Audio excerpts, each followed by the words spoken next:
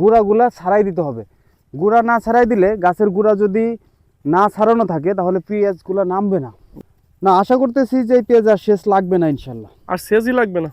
মামা আসসালামু আলাইকুম। ওয়ালাইকুম সালাম। কেমন আছেন? আলহামদুলিল্লাহ। কি পিএস কোপাচ্ছেন না? হ্যাঁ, মামা এই যে মানে এ পর্যন্ত এই জমিতে কয়টা সেচ দেওয়ার পরে এই যে কোপ দিচ্ছেন? পেঁয়াজের চারা রোপণ করেছি, রোপণ করে যেদিন করেছি সেদিনকে সেচ দিয়েছি, হ্যাঁ হ্যাঁ, আর এর ঠিক 22 দিন পর আর একটা সেচ দিয়েছি, আর আজকে হচ্ছে কোপ দিচ্ছি। কোপ দিচ্ছেন না? এই কোপ দেওয়ার পরে হচ্ছে মাটিটা শুকাবে, মানে আবার কি সেচ দিবেন না আবার দেরি আছে?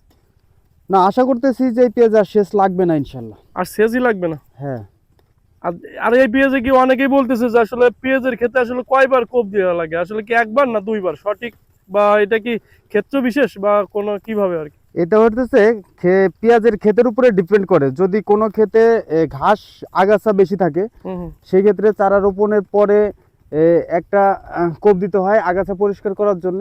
হুম এরপরে দ্বিতীয়বার হচ্ছে 22 দিন পরে সেচ দেওয়ার পরে একটা কোপ দিতে হয়। হুম এবং হচ্ছে যদি ধরেন এই ক্ষেতটায় যদি আমার তৃতীয়বার আবার সেচ দেওয়া লাগে, হুম হুম, সেই ক্ষেত্রে এই গাছের গুঁড়াগুলা ছাড়াই দিতে হবে। গুঁড়া না ছাড়াই দিলে গাছের গুঁড়া যদি না ছাড়ানো থাকে তাহলে পেঁয়াজগুলো নামবে না। এই নামবে জন্য না। পেঁয়াজের গুঁড়া থাকবে একবারে খোলামেলা। ওকে মামা, ধন্যবাদ।